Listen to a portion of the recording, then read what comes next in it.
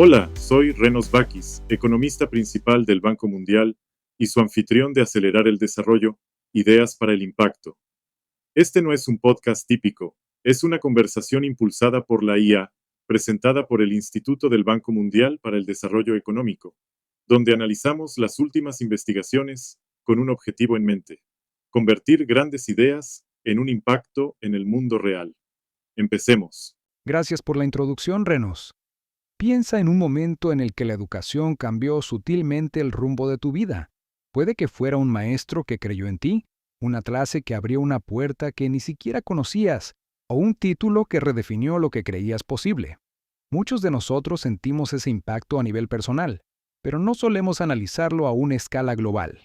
Es por eso que quedé impactado con el informe Contabilidad del Crecimiento Distributivo, Educación y la Reducción de la Pobreza Global, 1980-2019, pues argumenta algo audaz.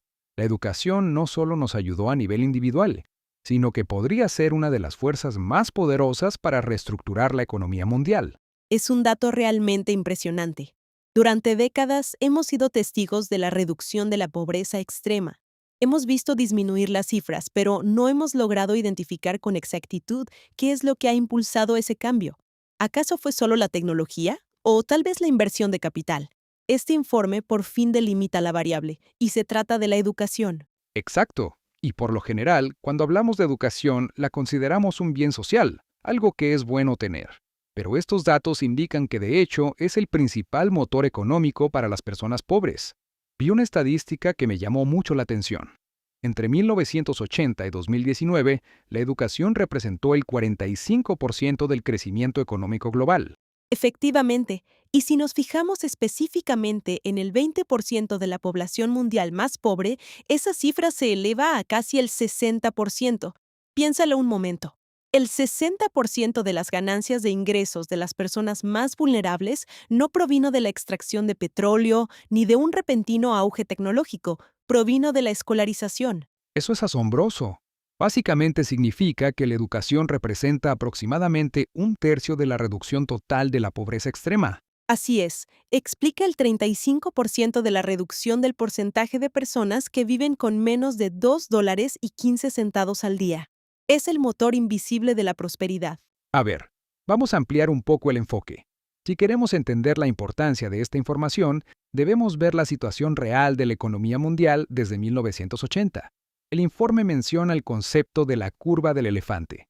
¿Puedes explicarnos en qué consiste? Bueno, la curva del elefante describe quién ganó y quién perdió en el sistema económico global. Básicamente, hubo un gran crecimiento para el grupo del medio, o sea, economías emergentes como China e India, un crecimiento altísimo para la élite global, ese 1% de la cima, pero para las personas más pobres de los países de bajos ingresos e incluso para la clase media de los países ricos, el crecimiento fue bastante flojo. Entiendo. Quiere decir que hay focos de estancamiento. Sí, pero este es el punto de inflexión. Incluso en ese entorno tan adverso, la educación sirvió de base. Para el 50% más pobre de la población mundial, el crecimiento anual de los ingresos fue de cerca del 2,4%.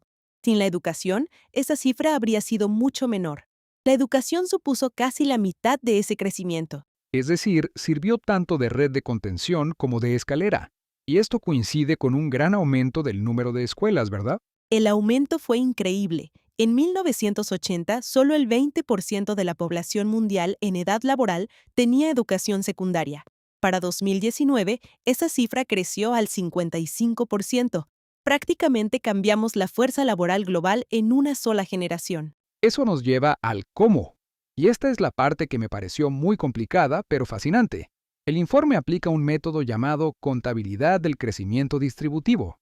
Suena complejo, pero por lo que entiendo, eso cambia nuestra forma de ver la oferta y la demanda de trabajadores. Exacto. Es la idea clave para los encargados de formular políticas. Los modelos económicos estándar se suelen centrar únicamente en que una persona obtenga un título y consiga un aumento de sueldo, pero este marco analiza los efectos de la oferta. Cuando educas a una gran cantidad de personas, se aumenta la oferta de trabajadores cualificados. Y cuando la oferta aumenta, el precio suele estabilizarse. Así es, cuando no hay tantos trabajadores cualificados, estos piden un sueldo más alto, lo que se conoce como un premio de habilidad. Pero cuando el mercado rebosa de trabajadores educados, los salarios se moderan. Además, al haber menos trabajadores no cualificados, sus salarios tienden a subir. Así que la educación reduce la desigualdad desde ambos extremos. Ya lo entiendo. No se trata solo de que yo obtenga un título, sino de cómo mi título cambia el mercado laboral para todos los demás. Eso mismo, si los niveles educativos se hubieran mantenido como en 1980, la desigualdad global sería mucho mayor en la actualidad, ya que la mano de obra cualificada sería un recurso lujoso y escaso. El informe muestra que al ampliar el acceso, conseguimos democratizar la capacidad de generar ingresos. Muy bien, pero vivimos en un mundo de datos.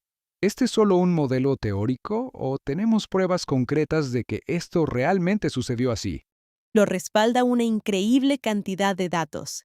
Hablamos de una microbase de datos que abarca 154 países, el 97% de la población mundial. Pero en cuanto a tu pregunta por las pruebas, el informe lo valida con experimentos naturales. ¿Como casos de prueba del mundo real? ¿Sí? Veamos el caso de Indonesia en la década de 1970. Ahí se puso en marcha el programa IMPRES, una iniciativa de construcción masiva de escuelas.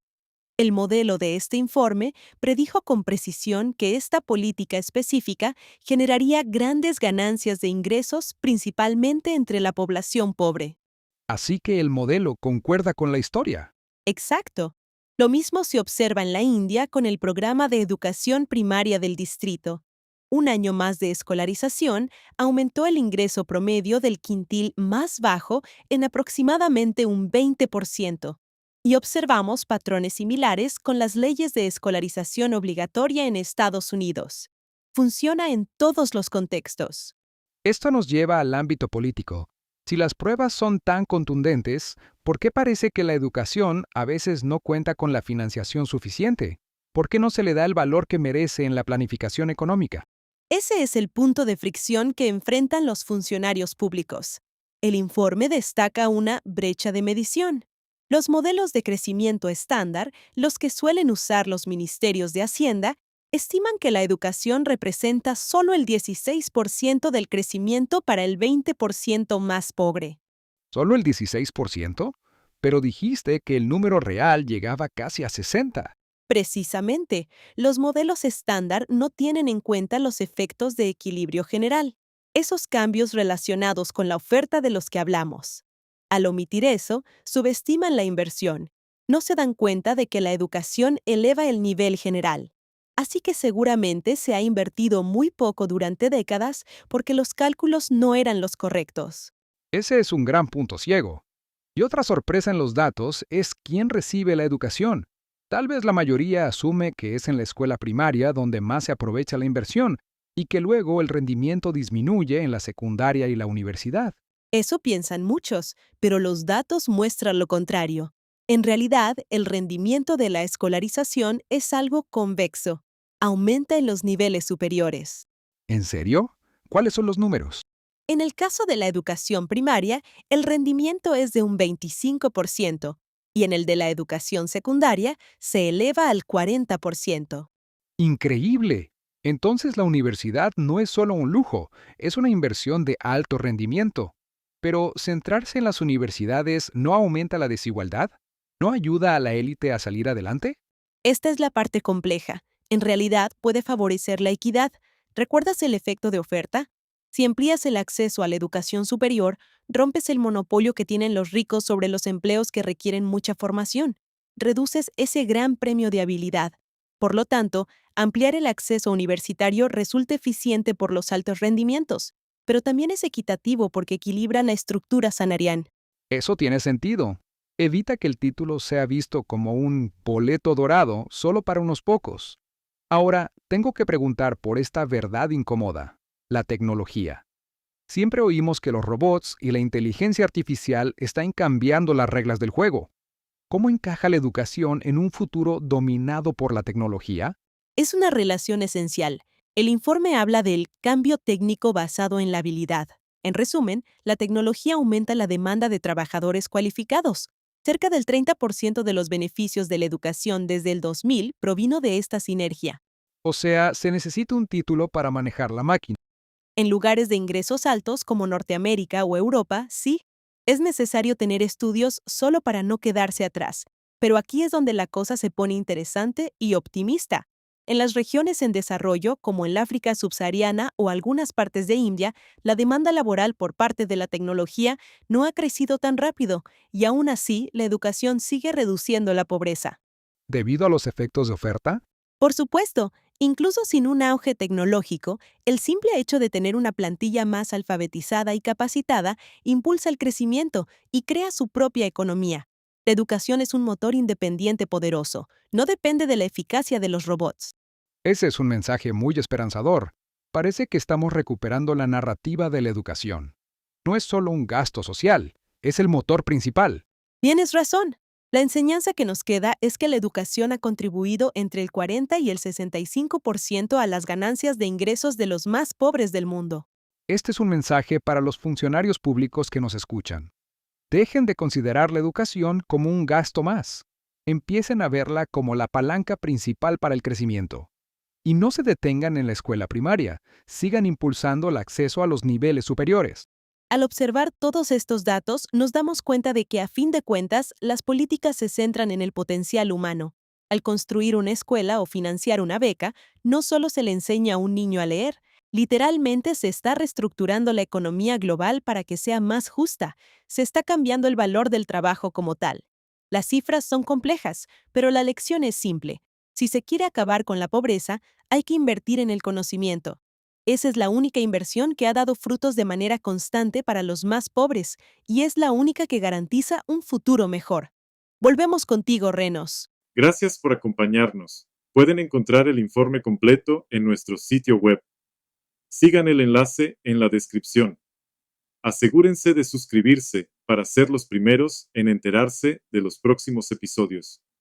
Y antes de irse, ¿cómo planean poner en práctica lo que aprendieron? ¿Y qué temas les gustaría que exploráramos en el futuro? Nos encantaría saberlo. Hasta entonces, adiós.